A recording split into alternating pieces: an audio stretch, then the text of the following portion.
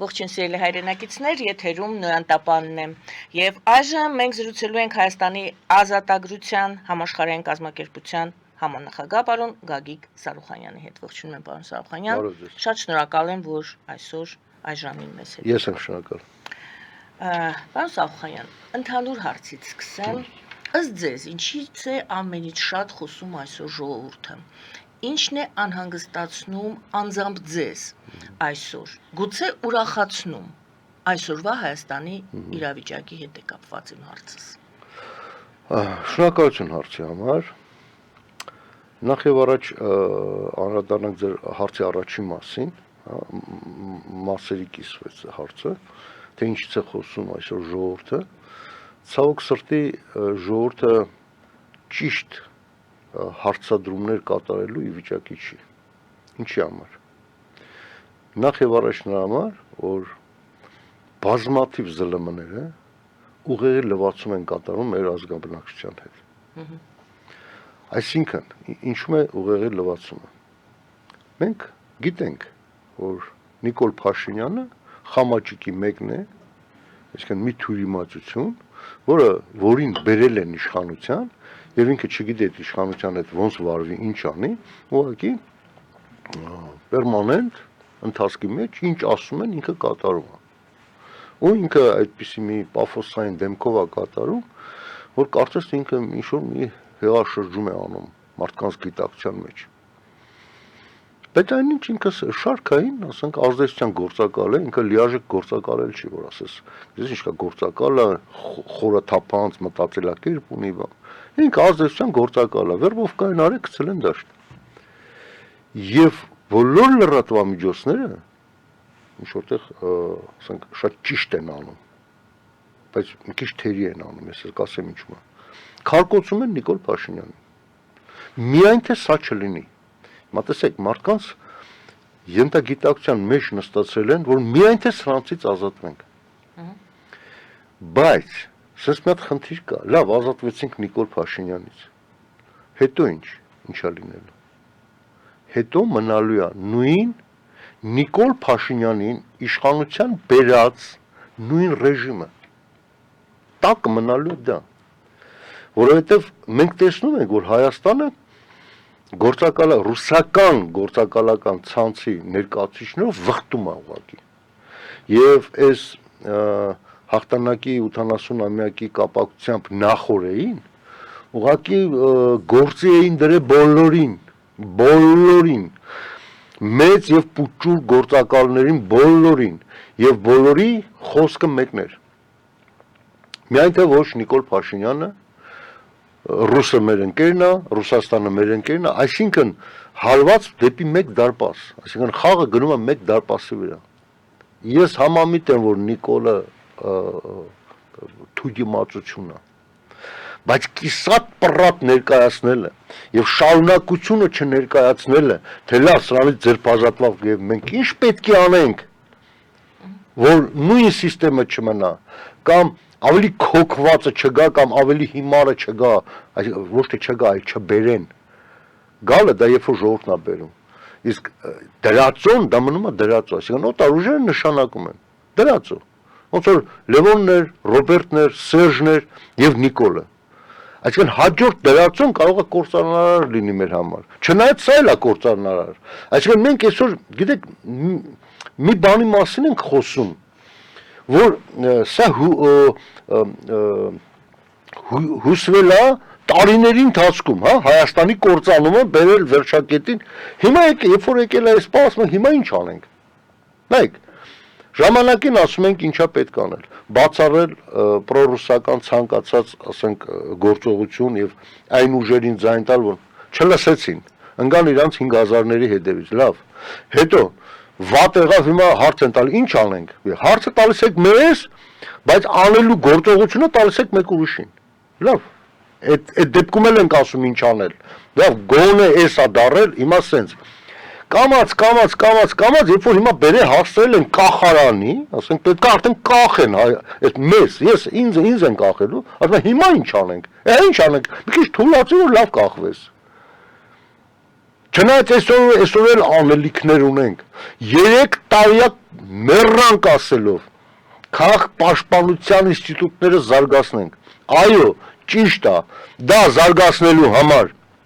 անհրաժեշտ է պետության միջամտությունը, որ ավելի լայնամասշտաբ, ավելի պինդ կարող, բայց չի անում։ Այս մարդուն նշանակել են նրա համար, որ ոչ մի բան չանի, որպեսզի հայ ժողովուրդը մորթվելուց հանգիստ մորթվի։ Սա համար են բերել։ Դրա համար մենք ինքնուրույն պետք է դրա մասին մտածենք։ Ինքնուրույն գոնե այդ իմ ասած ծավալի 10-15%-ը որ կատարենք, մեր գալիք հավանական, սենց վատ բաներով չեմ ուզում ասեմ, Աստված տա չլինի, այդ ինչ որ ասում, բայց հարձակումների դեպքում մենք առնվազն 50%-ով պակասեցնելու ենք մեր զոհերի թիվը։ Առնվազն։ Դրա համար ինչ է պետք անել։ Հեյ, մեծահարուստներ, այդ ձեր բարերից ու ռեստորաններից դուրս եկեք, արա։ Դուրս եկեք, արա ֆոնդեր ստեղծեք, մարդիկ կտեք, տեսեք ինչ եք անում, այս հայ ազգը փրկենք։ Ասում եմ, ծրագիրը այսպես հատատ գրած է, ինչա պետք անել։ Ինչա պետք անել մեր սահմանամերձ գյուղերում, ինչա պետք անել մեծ քաղաքներում, ինչա պետք անել կազմակերպչական հարցերում։ Ինչա պետք անել, որ բացառես օտարին ծառայող մարդկանց իշխանությունում հայտնվելը, սաղ ունենք, սաղ ասել ենք, էլ ինչ ասենք, էլ ոնց ասենք։ Հիմա գիտեք ինչ են ասում, ասում է դե լավ, այդքանը որ ասում ես դե արա, հիա, լավ է էլի, դու տեղ սաղ ծախենք դառնանք բան, հա, որ կոպեկ, որ մի հատ ակցիա անենք, բա դուք ձեր միլիոնները որտե ծախսեք, բայց կան թալանել եք այս ժողովրդին, կամ լավ, այս ժողովրդի դժբախտության վրա օտար երկրներում հանգիստ ձեր միլիոնները վաստակել եք։ Նորից եմ ասում, այդ միլիոնները ձեզի պետք չի գալու։ Հավատացեք, որ երկրում էլ որ լինեք, այն աստիճանի են նվաստացնելու հայ ժողովրդին, որ ցանկացած չմոմ մտնելու է ձեր տուն, ասի փողերը դու էլ տալու ես։ Որովհետև այս աստիճանի նվաստացնելու են հայ ժողովրդին։ Եվ այդ նվաստացումը մենք երեք տեսանք Շքերտին, բանի, Մոսկվայի, Նիկոլ Փաշինյանի դեմքով, ոնց քոթոթի նման տարան Լուկաշենկոյի ոտին փաթաթացրեցին, ասին կնագե, ոտիս մոտ մնա, ոտի մոտ էլ կպցրին, գլուխը կախ կայնել էր։ Ստե հազիվ գոռում ես բան ազգային ժողովներում, ածեի պատվալներ եկը կծեմ, ընդ է գոռայիր Լուկաշենկոյի վրա, ասել է ռատդ քաշ արա կողքիցս։ Ընդ է գոռայիր։ Ստե ես գոռում։ Գոռալ պետք չի ստե։ Ստե պետք է տանես ու կծես ածեի պատվալներ։ Ես դրամա եմ ասում, հարց եք տալի թե ինչա մտածում ժողովուրդը։ Ինչ կարա մտածի ժողովուրդը, եթե ԶԼՄ-ներով բոլորը նայում ես Նիկոլը տականքը, Նիկոլին պետք է հեռացնել, առաջի խնդիրը մենակ դա, առաջի խնդիրը մենակ դա։ Այո, առաջի խնդիրը երկու բաղադրիչ ունի։ Առաջի խնդիրը սա որ հեռացնիկով է գալու։ Մինչև այդ հարցը չլուծվի, որտեղ այսօր գիտեք ով ավելի շատ գոռում, միայն թե Նիկոլին հեռացնեն։ Նրանք ովքեր հաստատ գիտեն, որ Նիկոլից հետո իրանք են գալու։ Հաստատ գիտեն, որովհետև ֆինանսական հնարավորություններն է իրանք ձեռքը, ադմինիստրատիվ լծակների մի մասն է իրանք ձեռքը, ազդեցության ոլորտներն է իրանք ձեռքը, ասում ես 1000 ներողություն, այլ ինչ ներողություն, հավ ժողովրդի ինչ պետք է անի որ մեր դեմ։ Շո, իրանք գիտեն, որ իրանք են գալու։ Դա մեռա ասելով եկեք միավորվենք արա։ Մեկը նորաստեղծ կուսակցությունն է հելում է մյուս ուժին, ասում է ժողովուրդ չգնա կնդե։ Մեկը ասում է եկեք միավորվենք, բայց միավորվելու ինստիտուտից ոչ մի տար չունի, հա։ Մարդկանց թվում է, որ ասում եմ միավորվել, դա նշանակਵਾ գիտես ինչ է։ Հա, Արիան Արձանի մոտ կայնի, ես կասեմ ինչ անես։ Հետո չի միավորվել։ Ասեցին կարա տենց չի միավորվել, անգամ չեն հանդգնում, ռիսկ չունեն, որ կանչեն ասեն լավ գաք, այդքան որ ասում ես, միավորվելը որն է, մի երկու բան ասա իմանանք։ Չնայած շատ տարեր բացել եմ ես իմ ելույթների մեջ, թե միավորվելը որն է։ Այո, պարզ ասեմ։ Ես ունեմ ծրագիր։ Ես ունեմ ծրագիր, որի մեջ ներառում է 100 հարց։ Դուք ունեք ծրագիր, որի մեջ ներառում է 50 հարց։ Այն մեկը ունի ծրագիր, որի մեջ ներառում է 150 հարց։ Դնում ենք սեղանին։ Այսինքն դնում ենք սեղանին։ Առաջի հարց. դու բարձրացնում ես քո իմացած հարցերից։ ինձ համար անընդունելի է, 10 հոգու համար ընդունելի է, ինձ համար չէ, շո ջնջում ես։ Ես բարձրացնում եմ հերթական հարցը։ Բոլորի համար ընդունելի է, ինչ-որ մեկի համար անընդունելի, ես էլ եմ ջնջում։ Բոլոր, եթե մի հոգու համար անընդունելի է, ջնջում ենք։ Տակը մնաց 5 հարց, որ ընդունելի է բոլորի համար։ Վերջ այդ 5 հարցի շուրջ մենք միավորվում ենք։ Ու ոչ մեկ այդ միավորումից այդ 5 հարցից դուրս իրավունք չունի որևէ քայլանի, որևէ կոչանի։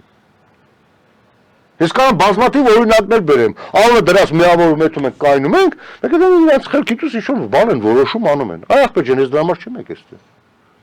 Ստացված պառակտում։ Հասկանում եք, կան ձևեր կան, ախր տեսեք մանրամասն բացատրեցի մեկ ասենք միավորվելու ինչ-որ մի հիմնադրույթ տար, որ այսպես է։ Եվ դրա մեջ ներառում է նաև տարբեր այլ հարցեր, որով կարելի է առաջնորդվել եւ միավորվել։ Դե վերջ, այսինքն, եթե մի մարդ ասենք գլխանց ասում է, «Էս ինչ ուժին չմիանաք», ես այսօր պատրաստ եմ, դուք հավատում եք, որ անդամ նախկին կագեբեիստական համակարգին ծառայող մարդկանց ևս համախմբել։ Որովհետեւ մարդ հանցել է ճանապարհ, տեսել է, որ սխալվել է, հայ գենը մեջ աշխատել է, բայց մահակը գլխին արա դե ուրել էտա ինձ ասել են նախկին ես, բայց ինքը գիտի որ ես ճիշտ եմ, չէ՞։ Այդ ձև մարդկանց ես բազմիցս ասել եմ, սա էլ է ինստիտուտ։ Հայտարարում ես քաղաքական համաներում։ Ամնիստիա, քաղաքական ամնիստիա, եթե մեծ հանցանք չես գործ, այսինքն լիքը բաներ կա, որը մենք ժամանակը կորցնում ենք։ Պարոն Շահխանյան։ Եվ ձեր հարցի երկրորդ մասը կարծեմ։ Լավ, դա լսեք, հետո ես հարցերս կշարունակեմ։ Ձեր հարցի երկրորդ մասը թե ինչ անել, չէ՞ ոնց որ։ Չէ, ինչ անելը չեմ հարցրել, հարցրել եմ ձեզ ինչն է անհանգստացնում, իսկ գուցե ինչ որ բան կա, որ ուրախացնում եմ։ Ուրախացնելու բան չկա ցավոք սրտի։ Լավ, հիմա դուք խոսում եք այն մասին, անցած ամսվա ընթացքում էլ մենք դուք հյուր էիք մեզ մոտ, էլի խոսում եք, կոչ էիք անում համախմբման եւ լուծումը տեսնում եք ուժերի միավորման մեջ։ Եվ որքան հիմա հասկացա, այդ ուժերի միավորման հարցը դեռևս լուծված չէ։ Ես չեմ տեսնում։ Դեռևս չի լուծված։ Այո, դուք մի երկու օրինակ բերեցիք, ես ենթադրում եմ, որ օրինակները շատ են։ Արդյոք առաջնորդի կարիք կա եւ այդ առաջնորդը չկա։ Առաջնորդի կարիք Կա մեկ ուժեղ անձի կարիք։ Ես ձեզ ասեմ։ Ով կգա եւ կկարողանա միավորել։ Ոչ թե միավորվեն, տարբերակ է հարցնում։ Էդ էլ է փորձել։ Հասկացա։ Բայց չկա, ճիշտ է առաջնորդ։ Ես ձեզ ասեմ։ Հիմա այսօր մարդիկ ման են գալի մի հատ Սասունցի Դավիթ, որ գա, թուրը քաշի, այսինքն սաղին փռի ու ինքը դա։ Բայց Սասունցի Դավիթը դու չպետք է փնտրես, ինքը կգա դու կտեսնես։ Եթե ասենք չեկավ, չեկավ, որոնք դե վերանանք, հա։ Դե հարցնում եմ, դա եմ հարցնում ես։ Փաստորեն։ Արդյոք սպասում եք Սասունցի։ Փաստորեն։ Երբ որ անհատի պաշտամունքի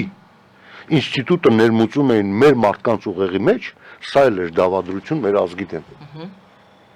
Այսինքն անգամ մեր ասացվածներ կային, չէ՞, որ ռուսական կայսրության տիրապետության կոմունիստական, ասենք ասենք, տիրապետության ժամանակաշրջանում ներմուծել էին մեր մեջ եւ ռուսերեն էր հնչում։ Ասում են, «Что, самый умный, что ли»։ Ասում են, ամենախելոքն է սա։ Այսինքն մարդկանց բերանը փակելու, ինքնուրույն քայլ չանելու, այսինքն մարդկանց ներսում եղած իր ունակությունները չդրսևորելու ցանկացած ձևը, դա ինքն իր ուժերին չհավատալու, հա։ Այո,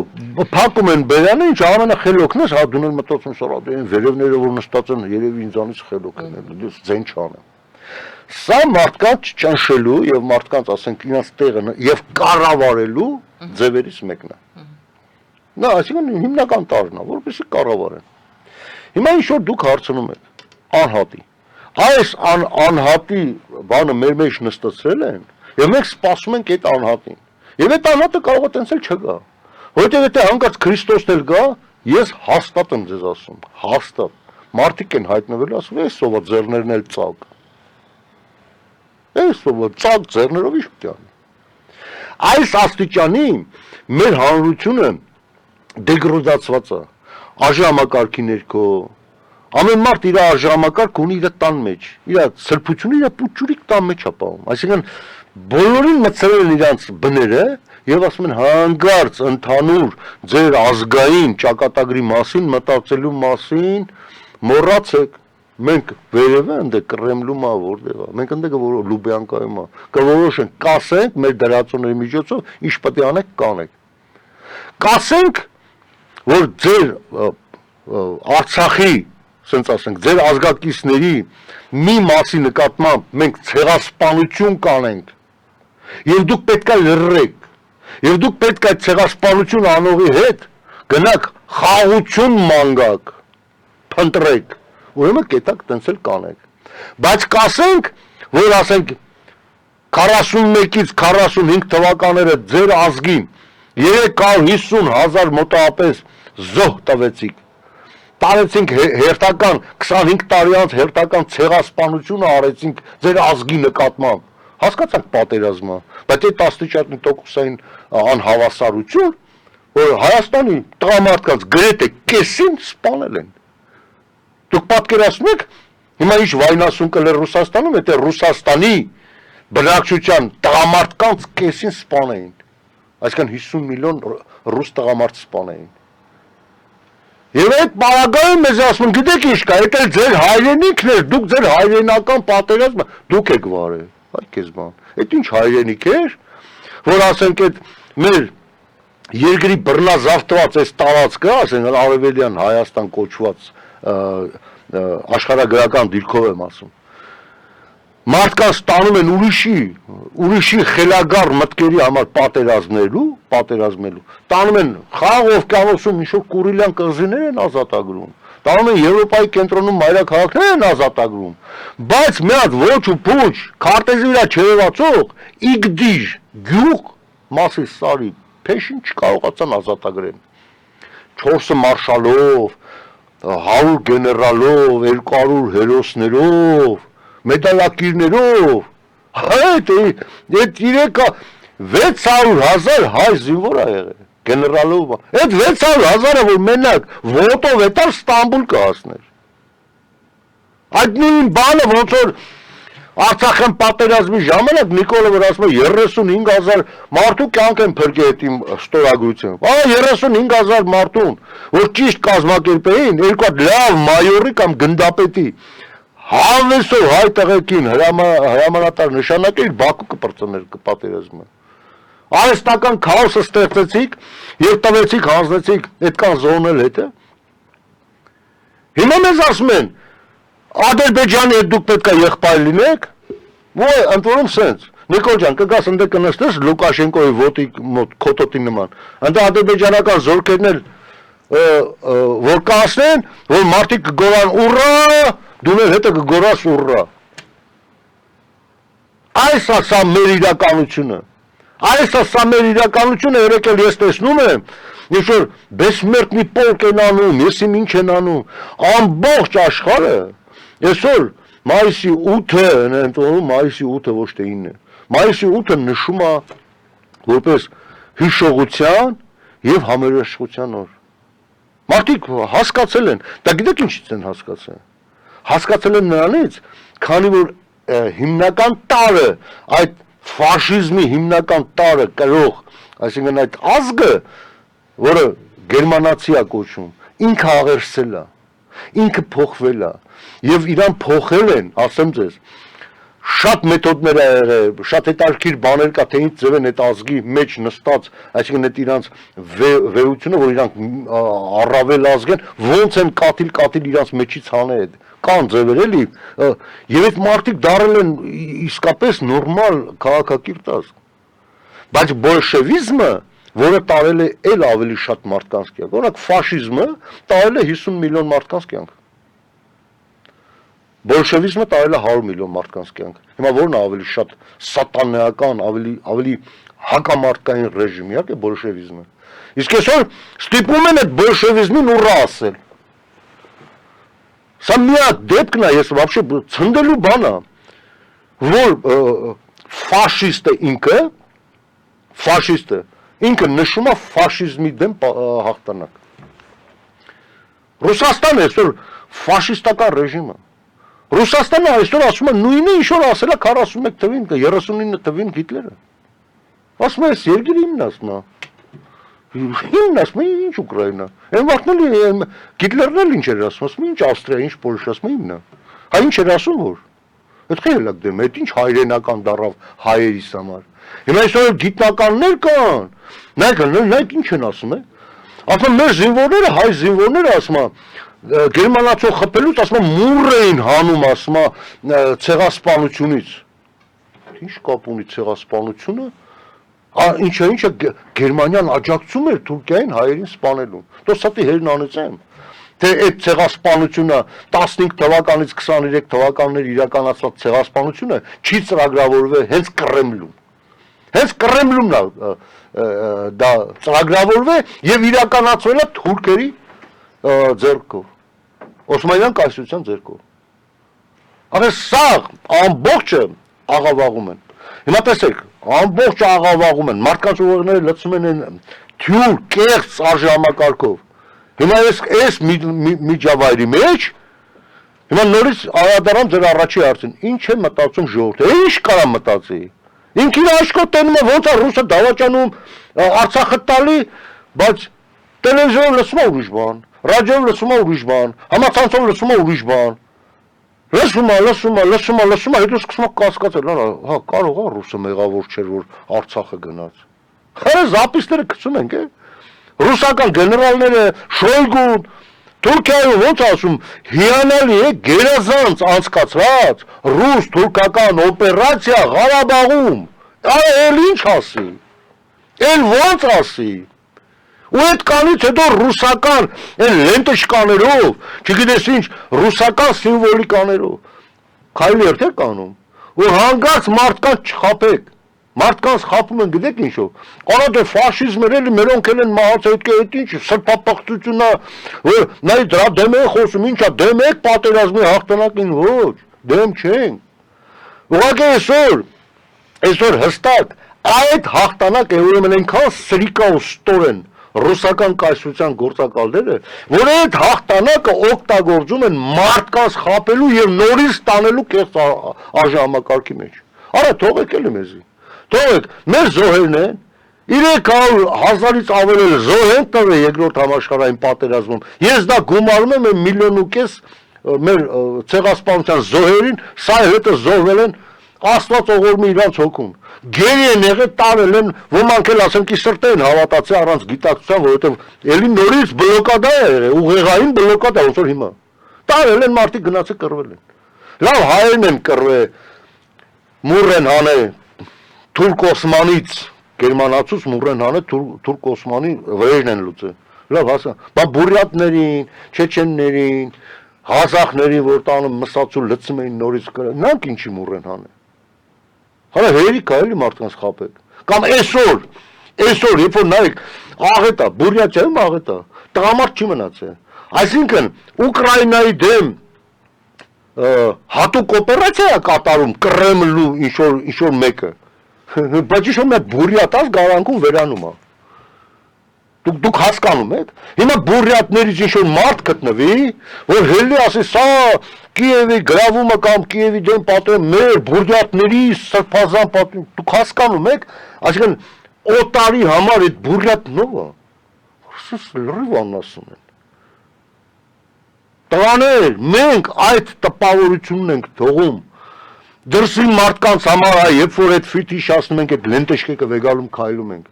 Այսօր աշխարհը կիսվել է երկու մասի, կամ դու Կիմ Չին-ինի, Ալիևի, Նազարբաևի, ես իմ Լուկաշենկոյի, չգիտեմ ընդ հիմա Տոկաևն է, Նազարբաևը չի կապ նույնն են դրանք։ Պուտինի դրանց աղբերն ես, կամ դրանց հետ ես, կամ դրանց դեմ ես։ Այդ եթե այդքան բան չի, այդքան սրբազանը, բա խին մարդկանց այդքան ղեկավարների ստիպե, բան արես, սրան, նրան, չէ պետք է գա։ Հələ Ալիևը, որ Ալիևը իր զորքը ուղարկեց, ասում է թող Նիկոլետան նստի նայ։ Ինքը չգնաց վերջի պահին։ Որտեղ այնքան ուղեղ ունի, որ ասի ախպեր ջան, աշխարհի դեմ եմ հելնում։ Ասում է աշխարհի դեմ եմ հելնում։ Դու որ գնացիր ընդ նստար, դու մեր հայ ժողովրդին բոլորից գցեցիր աշխարհի դեմ։ աշխարհի աչքից գցեցիր։ Հիմա դե համար մեր կազմակերպությունը հենց գոյություն ունի, որպեսզի աշխարհին ցույց տանք, որ ժողովուրդ ջան, մարդիկ, աշխարհ, Հայաստանը մենակ Նիկոլ Փաշինյանը չի։ Այո, մենք այսօր բռնազավթված ենք։ Այո, ռուսական կայսրության կողմից իր գործակալական ցանցի միջոցով մենք ծնկի բերած ենք, բայց սա հայ ազգի իրական պատկերը չի։ Իրական պատկերը մեր կազմակերպությունում հավաքված եւ մի քանի այլ կազմակերպություններ, որ կան մեր ծրագրերի ընդհանրություններ ունեն, այ դրանք են ապագան Հայաստանի դրանց է։ Պարոն Սալխանյան, պարզապես հիշեցնեմ, այո, դուք ասացիք, որ այդ ժապավեններով էին անցնում, նաև Ռուսաստանի դրոշներով էին անցնում։ Ռուսական դրոշ ինչ կա։ Դա նշանակում, դե հենց իմ հարցս դա է, դա նշանակում է Նիկոլ Փաշինյանը Մոսկվայում է, իսկ Երևանյան փողոցներում, այդպիսի ես պատկերն եմ պարզապես ցույց տալիս, թե ինչ պատկեր է ստեղծվել, որպեսզի աշխարհը տեսնի։ Որ ասում են, չէ, ժողովուրդը այլ ձև է նայում, Փաշինյանը այլ կերպ է նայում։ Եվ պատկերը արձանագրում ենք հետևյալը, այո, Փաշինյանը Մոսկվայում է, իսկ Երևանի փողոցներում, Գյումրիում էլ կարծեմ աչքովս ընկավ, մեծ երկար Ռուսաստանի դրոշներ ծածանվում։ Քայլեր։ Ինչ կապ ունի հաղթանակը Ռուսաստանի դրոշի։ Ախր գիտեք ինչ կա, այս անկապությունները եւ ասենք արժե համակարգի մարդկանց ուղեղների մեջ դիտավորյալ այս շիաշփոթը ստեղծելը սա հատուկ է կատարվում։ Հատուկ կատարվում է։ Հիմա որ իսկապես էլի որ հարց է ստալ ինչ կապ ունի Ռուսաստանի դրոշը։ Ոչ մեկի սա մոտ կախում է։ Բայց դե դա գիտակցության մեջ Ռուսաստան։ Ռուսաստան։ Մի բան որ լինում ասում է, դա չէ, դա Ռուսաստանն է, չէ, դա Սովետը չէ, դա Ռուսաստանն էր, դա։ Այդ սիպտա կապուտ կարմիր դրոշը է, դա ռուսականի մի կավոր կա։ Դա հայրենական նույն հայրենական պատերազմի ժամանակ ես կարող եմ դա ասենք ինտերպրետացիան այլ կերպ տալ։ Այնուամենայնիվ ասենք կոմունիստական ռեժիմին, հա, վլասովցիները հաղթեցին։ Որովհետև կոմունիստական ռեժիմի ժամանակ Վլասովի ենթակայության տակ, որը ապստամբ ձևով կոմունիստական ռեժիմի դեմ ապստամբում էր եւ Վլասովը այսօր Ռուսաստանի թիվ 1 թշնամիներից է համարվում, իրանք այս հենց այսօրվա Ռուսաստանի սպիտակ կապուտ կարմիր դրոշի ներքո էին հանդես գալի։ Միանում էին ազատագրական պայքարին։ Այսինքն այս Վլասովի դրոշն է քանը ինչ է սրանք լրիվ անկապ են։ Մենք կարող ենք որպես ամփոփել այս առաջին հատվածը, ամփոփ ներկայացնել հետևյալ ձևով։ Ստեղծվում է պատկեր, որ Ռուսաստանը մտել է Հայաստան եւ Ռուսաստանը ուժեղանում է Հայաստանում։ Այո, թե ոչ։ Ոչ։ Ինչի համար ոչ ասեմ, որովհետև ոչ թե մտել է, Ռուսաստանը ստեյս դուրս էլ չի եկել։ Այսինքն էսի էնա, ինչ որ մենք գոռում գոչում ենք այս 30 տարի է, ուղղակի Ռուսաստանը եկել է վերջի մեխը խփելու եւ փաստացի ցույց է տալի, որ ես ստեղ էի։ Դուք Ռուսաստանի դրոշ Երևանի փողոցներում երբ եք վերջին անգամ տեսել։ Խնդիրը Ռուսաստանի դրոշը չի։ Իա, վերջի արդեն դանակը պետք է ցույց տաս, որ ոչխարը նոր հասկանա, որ մորտում են։ Արա տանում է։ Դա դրոշը դանակն է։ Բայց որ ցանկացած որոշում էին ընդունում, երբ որ ասում էին համատեղ հայ-ռուսական հակաօթային պաշտպանություն գոռում գոչում էինք, այդ էր դրոշը։ Բայց Ռուսաստանը հետում էր Սիրիա զորքեր տանում, Հայաստանն էլ ասում էր ազգային ժողովում 30 հոգանոց կոնտինգենտ էին հետները ուղարկում, ասում ենք պետք չի, արա դու ինչ գործ ունես Ռուսաստանի վարած քաղաքականությունից, ասում թե չէ, երկու հատ սակրավոր են, երկու հատ էլ բժիշկ են, հիմա թող ոչինչ։ Այդ էր ռուսական դրոշը։ Ռուսական դրոշը էր, որ ախպեջան, ստե հալան էին անում, ցանկացած երկրում, եթե մի նախագահ ընտրվում է եւ կեղծիկներով եւ իր դեմ Եվրոպա դատարան են հաղթում եւ իրան ապացուցում են որ ինքը կեղծել է իր ձեռը ոչ ոք բարև չի տալի եթե կարող է նամակով հարաբերվեն հետ ասեն իզգոյ պետությունը բայց Ռոբերտ Քոչարյանը սկսած են առաջին նախագահական ընտրություններից մինչև այս վերջը կեղծում էին, էլ ящик կոտրել, ջարդել, լցոնումներ անել, փող բաժանել, բայց առոք փառոք էթում էին Մոսկվաները։ Դա էր ռուսական դրոշը, որտեղ ռուսական դրոշը ասում է, ախպեջան, ինչքան կարաս քո երկրում քաոս ստեղծի, ինչքան կարաս քո երկրում անարդարության իրավիճակ ստեղծի։ Ռուսական դրոշը գիտեք որն էր։ Այլ որ Ռոբերտ Քոչարյանը, որ այսօր ասում է, պայծառ ապագա պետք է ունենանք, ոնց որ Նիկոլն էր ասում։ Հայկական երկաթ գծի անունը դրեց Հարավ Կովկասյան երկաթ գիծ։ Մենք Հարավ Կովկասյան հանրապետություն ենք, որ Հարավ Կովկասյան երկաթ գիծ եք դնում անունը։ Սա է ռուսական դրոշը։ Երբ որ մենք այդ նշանները, այսինքն նշանները դա փաստ է։ Դա փաստ է, մարդը որ մի երկիր բռնազավթում է, ինքը անվանումներն է փոխում, ինքը ընդեի բարի հոգեբանական մթնոլորտ է ձևավորում, ձևափոխում։ Դա այդ ենք ասում են, օտարը գործում է։ Սա ընկել են իրանց այդ օրվա հացին։ Արա ախպեր ասում եմ գիտես ինչ կա, ցավը տանեմ, ես ինչ թաղապետին որ ընտրենք, մեր ախպոր լավ ընկերն է,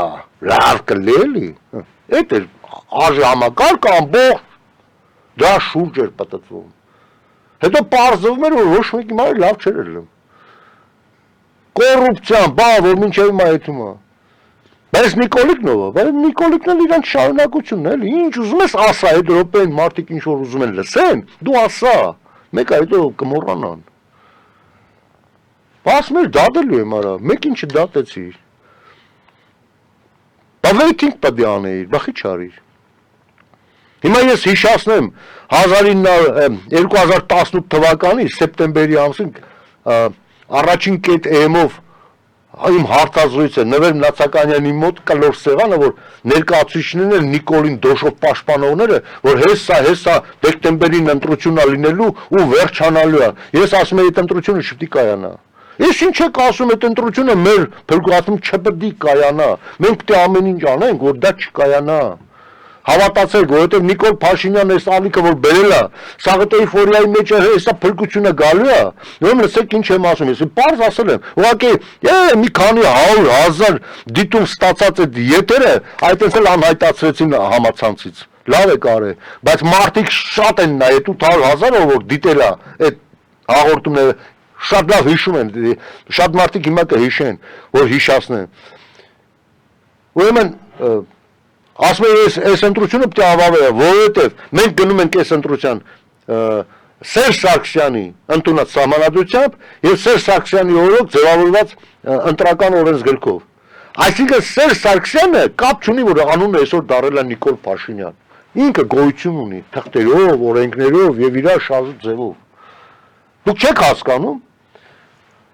Ծիծաղեցին, բան արեցին, իմ բառը հետեւյալն է եղել։ Լսեք ասեմ։ Ասե 2 տարի հետո, նայեք 2 տարի քիչ ժամկետի, չէ՞, չէ։ Ասե Ամերիկայում 100 օր են տալի նախագահին։ 2 տարի հետո եթե այսօրվա համակարգից որպես քաղաքական, ասենք, վատություն արած, ասենք, ազգիս, որևէ մեկին դատես Նիկոլը, ուրեմն տեսեք տղեկ, 3-ից հետո ասի գրազ եմ գալի։ Ես 2 տարի հետո այսպես վայր եմ դնում իմ ամեն ինչը ու երբեք քաղաքականությամբ չեմ զբաղվում։ Անցավ 2 տարին, ընդամենը ինչ կատարվեց, այդ հարցազրույցը անհայտացավ համացանցից։ Պարոն Շահխանյան, գովազդ եմ հայտարարում եթերում, սիրելի հայրենակիցներ, գովազդ է եթերում, եթե հարցեր ունեք պարոն Շահխանյանին, խնդրեմ, կարող եք զանգահարել։ Մնացեք մեզ հետ, գովազդ է։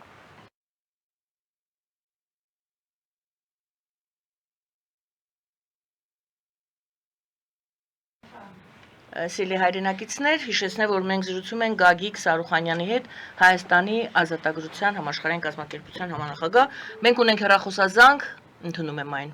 Այո, բարև ձեզ, լսում եմ ձեզ։ Բարև ձեզ։ Պարոն Սարուխանյանը շատ ճիշտ բաներ ասում, բայց շատ էմոցիոնալ է, եւ որպես քաղաքական գործիչ երևի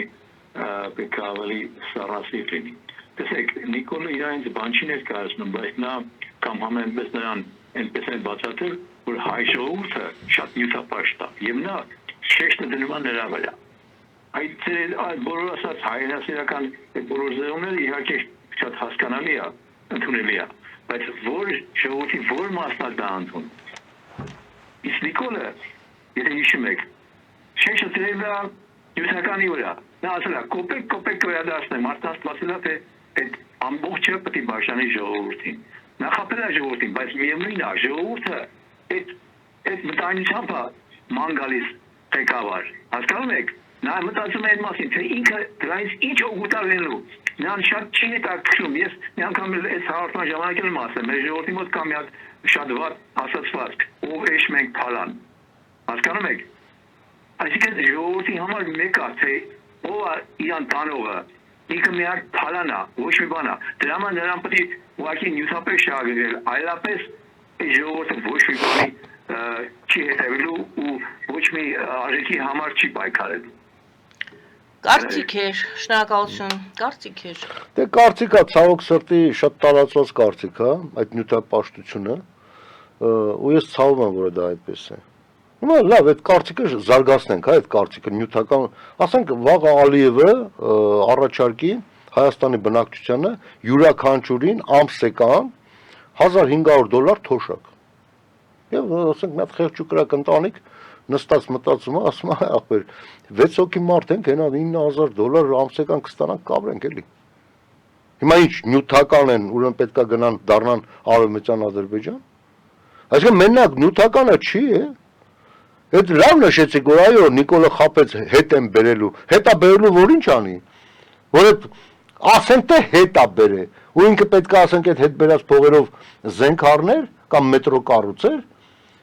կամ այն որ արդեն այդ նախկին իշխանության թալանի օրոք աճած այդ ընտանիքը, որ կար սակել է արդեն հասել է հատակին, այսինքն պետք է այդ գումարներից այնքան գումար տար այդ ընտանիքին, հա այդ հետ բերածից, որ ինքը ոտիկային է, այդ ինչ հեքիաթների եք հավատում։ Հետ բերելը չի նշանակում անհատական բոլորին պիտի հետ տա։ Եթե անգամ հետել գա, ինքը պետք է նախ ծրագրեր ուներ, թե այդ հետ բերած գումարը որ ոլորտը պետք է զարգացներ Հայաստանի, որ քաղաքացիներն էլ օգտվեին։ Սա լավ նշեցիք, որ խաբեությունը եւ խաբեությունը։ Ինչ է նշանակում, ինչ վերաբերում է իմ էմոցիաներին, այո, ես էմոցիոնալ մարդ եմ եւ ես չեմ կարող, ասենք շատ հանգիստ եւ ծանրագը սառնարուն նայել ոնց է իմ երկիրի իմ աչքի առջև վերանում։ Եվ արդեն այն սահմանները կարծես թե արդեն ջնջվել են պարկեշտության ու ասենք էմոցիայի։ Պարոն Շահոխանյան, հեռուստադիտողի այս խոսքը, որը մենք լսեցինք, սա պատասխանում էր այն հարցին, թե ինչ անել։ Մենք հիմա այդ մասին ենք խոսելու։ Հեռուստադիտողը առաջարկում է նյութապես շահագրգռել։ Փաստորեն ինչ անելի թեման ենք բացում, ինչ անել, եւ այս կարծիքը այն էր, որ ոչ մի բանը չի շարժում ժողովրդին, քան նյութական շահագրգռությունը։ Դա մեկ, առաջի առաջարկն էր, դուք էլ ասեցիք ոչ միայն հացիվ, հա, երևի թե։ Լսեք, ինչ է նշանակում նյութապես շահագրգռել։ Մյուսը, ուրիշ։ Դե այդ խոսեցինք, ասեցիք, որ դա դե մարդը առաջարկեց այդ տարբերակը ինչ անել, նա ասեց նյութապես կարելի է շահագրգռել, նոր ժողովուրդը կարող է ոտքի կանգնել, չգիտեմ, դա երևի շարունակություն է կամ ես եմ շարունակում այսպես ենթադրաբար չեմ հավակնում, որ ես ճիշտ հասկացա։ Ինչ անելու թեման ենք շարունակում։ Լավ։ Լավ, ասեմ, լավ շահագրգռել նյութապես։ Ինչքան պետք է մարդ, ասենք, անհեռատես լինի, որ տենա, որ նյութական շահագրգռվածությունը հենց ազատ լինելու մեջ է։ Այսինքն եթե դու ստրուկ ես ինչ-որ մեկի ձեռքի տակ, մտրակով ծեծում, օրական քո լափը տալիս է ուտում ես։ Այսինքն դու էլ ինչ նյութական շահագրգռվածություն է։ Դու պետք է այդ մարդուն շահագրգռես նախ ազատվի։ Ու այդ ազատություն հասկացողությունը ինքնին արդեն նյութապես արդեն շահագրգռվածություն է։ Դու ազատության համաշխարհային կազմակերպ ինչից ազատվի։ Ինչից ազատվի։ Ռուսական կայսրության տիրապետությունից։ Ռուսաստանի ագենտների ազդեցությունից։ Ազատ երկիր լինես։ Այ ոնց որ հիմա դուք պարոնայք Ամերիկայում բնակվող հայություն լիարժեք վայելում եք այդ ազատությունը եւ յուրաքանչյուրը այստեղ կարող եք տասնյակ բնակարաններ ունենալ ձեր 1 տարվա աշխատավարձով Երևանում։ Դա է ազատությունը, դա է նյութապես շահագրգռվածությունը։ Հիմա տեսակ որ նյութապես շահագրգռվածությունը հենց ազատության մեջ է։ Այսինքն եթե ազատ ես, քո գլխի տերն ես, քո մոլիբդենն էլ կետա ճիշտ խարժի, քո պաղինձներ, քո գիտնականներ, քո ամեն ինչն էլ քո ուղեղով կբարգավաճես։ Եվ այդ նույն ազատ աշխարհին, այ մենակ Ամերիկան չի ազատ աշխարհ է, Այդ ազատ աշխարհի հետ համագործակցող ցանկացած պետություն մենք բարձում ենք, այս սև ու սպիտակ, այսինքն գետը ասում է կեսը սև է, կեսը սպիտակ։ Դա Կորեան է։ Նայում ես Հյուսիսային Կորեային, նայում ես Հարավային Կորեային։ Ազատությունները մարդիկ բերել են այդ երկիր։ Հենա նյութական շահագրգռվածությունն էլ կա։ Ինչ եք առաջարկում ամեն մարդու $100 բաժանենք որ կան մեզ ընտրեն։ Ես ինչ եք ասում։ Շահագրգռվածությունը նյութական։ Չէ, խոստացեք։ Այդ խոստանալն էլ սարսափելի բան է, այդ խոստանալը, հեսա 26-ին է մոտենում։ Ես խոստանում եմ միայն մի բան։ Ընտրություններ են մոտենում, հիմա խոստումների Խոստումները ես կեղծ մարդ չեմ։ Այո, երևի թե շատ զգացմունքային, բայց կեղծ չեմ, պիղծ չեմ։ Մյուս պիղծերի նման որ հելուն խոստանում մեր այնտեղ խոստան ձայները պարլամենտ, հետո էլ պարզվում ամեն ինչ որ խոստացել են։ Բավական չի որ այդ ասենք այդ խոստումները կատարեն այդ պաշտոնով։ Այսինքն նրանց պետք է ամբողջականը։ Հետո դառնում են վարչապետ, հետո տնում են չէ, դա էլ բավական չի։ Այսինքն հասկանում են, բայց ուշ է։ Դու պետք է լինես ազատ երկիր։ Ազատ երկիր լինես, որպեսզի քո ժողովուրդը նյութապես լավ ապրի։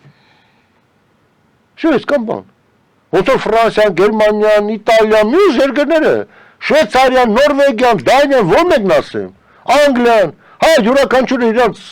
ներքին, որը մեր համար հարիր չի իրանց օրենքները, ասում են մենք հայերս ցեն չենք։ Բայց դա դու ունեցի քո հայկական ասենք բնագիծը, բայց ազատությունը միատն է բոլորի համար։ Եղի այդ ազատ պետությունների, ազատ ազգերի ընտանիքի լիիրավ անդամ։ Սա է քո մեծագույն արժեքը։ Հիմա Փաշինյանն էլ ասում է նյութական շահագրգռը, ո՞ր շահագրգռը։ Ասում է հավասարակշռություն, բալանս եւ այլն։ Դա է ասում էլ խնդրեմ։ Այո, լսում ենք ձեզ, բարև ձեզ։ Ես ուզում եմ ճիշտեմ, մի քիչ պարոն Սարոխանյանը մի քիչ շատ ամիջապես հասկացավ այդ նյութականը, իմաստը չէր նշանակում, որ փող պետք է բաժանել։ Խոսքը այնպիսի առաջարկների մասին է, որ ժողովուրդը դրանից հասկանա, որ ինքը դրանից հետո իսկապես լավ պիտի ապրի։ Ճիշտ հասկացանք, մենք ճիշտ հասկացանք։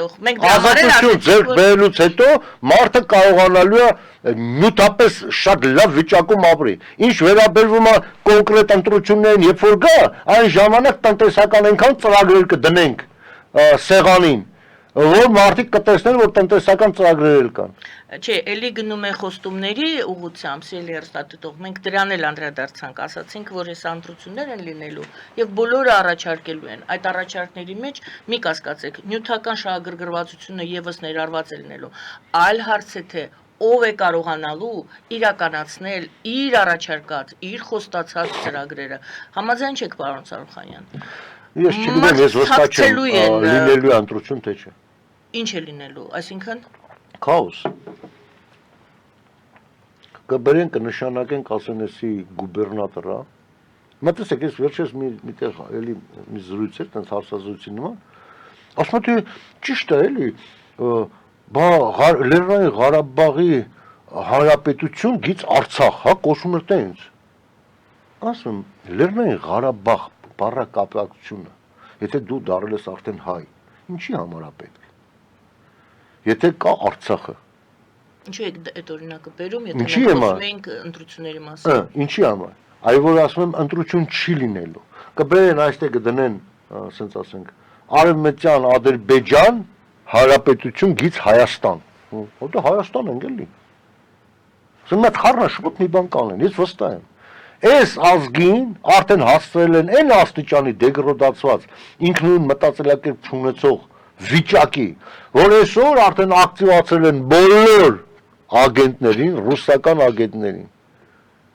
որ ասենք վերջի մեխը խփեն։ Լուծումը, ուրեմն նայեք, լուծումը արդեն ինչ որտեղ մեզանից կապված չի։ Հաստատ եմ ասում, եթե սա 10-15 տարի առաջ մեզանից ինչ-որ բաներ կապված, որ մենք ստե դիրքավորվեինք, որ մեր կարծիքն էլ հաշվի առնեին, համաշխարհային process-ների մեջ մեր խոսքը ինչ-որ ձևով անցներ, այսօր չի անցնում։ Հիմա մնում է արդեն գոնե ինքնապաշտպանական քաղաքապաշտպանության օղակները մի քիչ ուժեղացնել, որ այդ ահրավերքների դեմ, ասում, մինիմալ կորուստներ տանք։ Մինչև աշխարհում տիրող այս բախումը ավարտվի եւ Աստված տա, որ ասենք սպիտակ ուժերը հաղթեն եւ Հայաստանին դուրս բերեն այս վիճակից։ Բայց հենց այսօր գիշերը արդեն լայնածավալ պատերազմ սկսվեց Պակիստան-Հնդկաստան։ Ամբողջ ուժով։ Ես սա վերաբերյալ մի ստատուս գրել եմ։ Լոկալ է լինելու, փոքր է լինելու։ Այսօր արդեն Պակիստանը հայտարարեց, որ լայնածավալ պատերազմ է։ Իսկ դա ինչ շարունակություն։ Տիկին գայանե ես ասեմ։ Ես վերջերս մի ստատուս գրեցի, որոնց սա լոկ հնդկա-պակիստանյան հակամարտության շարունակությունը չի։ Սա ընդհանրապես այդ հնդկա-պակիստանյան հակամարտությունը ճիշտ պահին օգտագործել ավելի գլոբալ process-ների համար։ Որովհետև առիթներ անցյալ տարի էլ, նախանցյալ տարի էլ միշտ էլ եղել է, որ հնդիկները սկսեն պատերազմ, պատժեն ինչ-որ ջամում եւ Կաշմիրում, դա ամեն օր անդեմ մի բան պատահում։ Ուղղակի ես գրեցի sense մի հատ ստատուս վերնագրով, մարդիկ սպասում էին Իրանի վրա հարձակումը կամ Ադրբեջանից կամ Իրաքի կողմից, բայց սկսվում է պակիստանյան ճակատը։ Սա գլոբալ համաշխարհային պատերազմի տարերից մեկն է։ Պակիստանը բաղկացած է 4 հիմնական միավորումից։ Բելուջիստան, Պուշտունները, այնտեղ մի խոսքով չեմ հիշում են երկուսը։ 4 հիմնական, ասենք, ազգային միավորումներից են բաղկացած։ Եվ հավանաբար, process-ը գնում է նրան, որ Պակիստանը դարձնեն 4 այլ պետություններ։ Երբ որ դառավ 4 այլ պետություններ, այսինքն նորաստեղծ, անկառավարելի, այսինքն դառնում են ոնց որ Հայաստանն է Ռուսաստանի համար, հա, այսինքն Հայաստանում ինչ ուզենան անել անեն, պրախադնոյ դու։ Այդ 4 պետություններն էլ ստեղծվելիք Պակիստանի անկումից հետո կդառնան նույն ձևի պրախադնոյ դվոր, այսինքն այլ ուժերի համար։ Այն ուժերի համար, ովքեր ուզում են Իրանին խփեն։ Եվ այսինքն այդ մոտեցումը Իրանին հարվածելու արդեն լինում է ավելի հարմար եւ ավելի տեսանելի։ Այլ կերպ ասած, դուք տեսնում եք վտանգ այս։ Ես տեսնում եմ, որ համաշխարհային պատերազմը իր բուրըն process-ների մեջ է։ Մեր տարածաշրջանի։ Մենք այդ տարածաշրջանի սկիզբն ենք։ Ոչ թե մոտենում է, հենց մեզանից է սկսվել է։ Ղարաբաղյան կոչված պատերազմը, որը մեր համար Արցախյան գոյամարտ էր, հենց երրորդ համաշխարհային գլոբալ պատերազմի սկիզբն էր։ Եվ առաջի ճակատամարտը առողջ ուժերը պարտվել են։ Ինչի համար են պարտվել, որովհետև բուն Հայաստանում իշխանությունը պրոսատանյական էր, ասենք ասենք։ Սևերի կողմից էր Ռուսաստան, Հյուսիսային Կորեա, Չինաստան, այսինքն այդ լագերի ներկայացուցիչներ էին։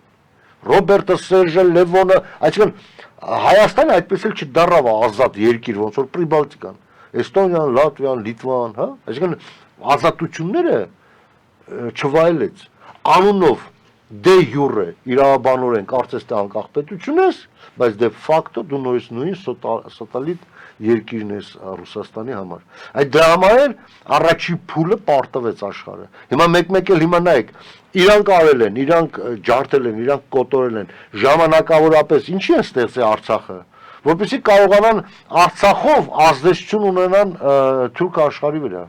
Թուրքիայի, Ադրբեջանի ազդեցությունը ունեցան, առևտուրը արեցին, ցույց տվին հայ միսը, հա։ Դե ասում են դե հիմա կերեք։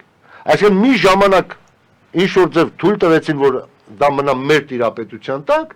որպեսզի իրանց առևտուրը ավելի արդյունավետ անեն թուրք աշխարհի։ Արեցին պրծան իրանց երաշխիքները կամ ոչ երաշխիքները ստացան իրանցը, ես չգիտեմ իրանց մոտ ինչն էր հետարքիր, որ այս փուլում տան։ Всё, վերջնական տվեցին։ Հիմա մարդիկ նա ինչ են ասում։ Դե լավ, գոնե նրանց օրոք, գոնե Ռոբերտ ու Սերժի օրոք մենք հաղթանակած ենք, Ղարաբաղ գնում գալիս ենք։ Այ հարիվներ։ Ահա Ռոբերտն էլ, Քոչարյանն էլ, Նիկոլն էլ կատարում են նույն ծրագիր։ Ուղղակի այն փուլում էր պետք Կրեմլին, այն փուլում էր պետք, այն փուլում էր պետք։ Այսինքն դա կապ չունի։ Սա է։ Պարոն Սարուխանյան, ավարտում ենք, որովհետև եթերաժամը ավարտվեց, բայց թեման չի ավարտվում։ Հա, թեման չի կարող ավարտվել։ Թեման չի ավարտվում եւ լուծումը երևի թե հաջորդ մեր հանդիպմանը մենք լուծում հատվածին ավելի շատ ժամանակ տրամադրենք։ Խնդրեմ։ Շնորհակալ եմ այսօրվա զրույցի համար, շնորհակալություն սիրելի հայրենակիցներ։ Գագիկ Սարուխանյանն էր մեր հյուրը այսօր Հայաստանի ազատագրության համաշխարհային կազմակերպության համանախագահ։ Զրուցվար մեր Գայանե Առաքելյանը։ Բարին ձեզ։